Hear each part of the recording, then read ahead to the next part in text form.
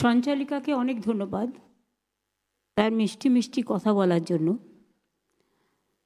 আমি ধন্যবাদ জানাচ্ছি সৌরভকে এবং যোগীরাজকে এবং তাদের আমন্ত্রণে, আমাদের আমন্ত্রণে আপনারা সকলেই যারা এই মেন স্টেডিয়ামে আছেন এবং সেকেন্ড ফ্লোরেও আমি দেখা করে এসেছি, ফুল প্যাকড আপ আছে সমস্ত চিকিৎসকবৃন্দ, থার্ড ফ্লোরেও কিছু আছে।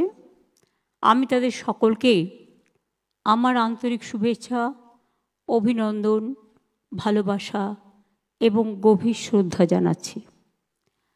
আমি প্রথমেই বলি, আমার যে বোনটি মারা গিয়েছে সেই শোকসন্তপ্ত পরিবারকে আমি আমার সমবেদনা জানাই এবং আমরা নিশ্চয়ই তার ব্যাপারে উপযুক্ত শাস্তি দাবি করি। আপনারা নিজেও জানেন, আমি নিজেও রাস্তায় হেঁটেছি এর জন্য,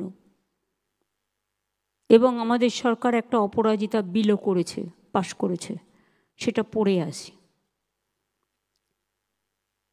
এইসব ঘটনা যাতে না ঘটতে পারে আমি আমার ভাইদের ওপর দায়িত্ব দিচ্ছি।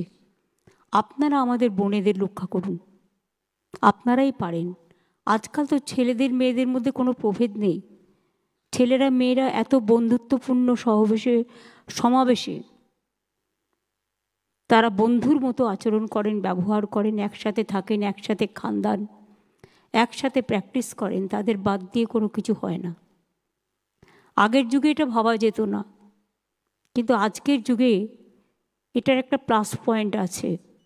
সবাই সবার ব্যথা, দুঃখ, বেদনাটা গভীরভাবে উপলব্ধি করেন। কাজেই সরকারি ব্যবস্থা হিসেবে নিশ্চয়ই করবে, কিন্তু আমি মনে করি আপনারা যারা গ্রাসরুটে আছেন, বিভিন্ন ইনস্টিটিউশনে আছেন, এটা আপনারাই আরও ভালো করে করতে পারেন। এটা আপনাদের পালঙ্কে আর একটা মুকুট জুটবে যদি বোনেদের বিপদে ভাইয়েরা আপনারা এগিয়ে আসেন এবং বোনেরাও ভাইদের প্রোটেক্ট করেন, দুটোই। আজকের যে সভা তারা অর্গানাইজ করেছেন সৌরভ যোগীরা মিলে, আমাদের গ্রিভ্যান্সেস সেল, রিড্রেসাল গ্রিভ্যান্সেস সেল, তারা অনেক জেলায় জেলায়ও ঘুরেছেন এবং তারা রীতিমতো চিফ সেক্রেটারি মনোজ পন্থ এখানে আছেন, হোম সেক্রেটারি আমাদের নন্দিনী আছে, হেলথ সেক্রেটারি আমাদের নারায়ণও আছে, ডিজি পুলিশ রাজীব কুমার আছেন এবং কলকাতা পুলিশ কমিশনার মনোজ ভার্মাও আছেন, সাথে আরও অনেক অফিসাররাও আছেন। আমি আপনাদের সকলকে, জুনিয়র সিনিয়র সকল চিকিৎসকদের, আমি আপনাদের সরকারি বেসরকারি যারা উপস্থিত হয়েছেন আপনাদের সকলকে অনেক অভিনন্দন জানাচ্ছি। স্বাস্থ্যের আর এক নাম সেবা, তার কারণ যখন মানুষ বিপদে পড়ে তখন আপনাদের কাছেই ছুটে যান, আর্তনাদ করেন, পরিবার পরিজন অপেক্ষা করেন। আপনাদের একটু ভালোবাসার ছোঁয়া পেলে তারা অনেকটাই নিজেদের ধন্য মনে করে।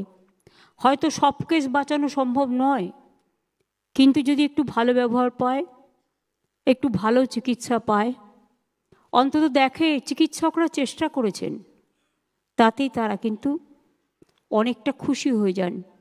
আর একজন চিকিৎসক যখন একজন রোগীকে সেবা করে ভালো করে দেয়, সে যখন বাড়িতে ফিরে যায় সে নিজেকে খুব গর্ব অনুভব করে এবং তার পরিবার তাদের অনেক আশীর্বাদ দেয়, সমাজও দেয়।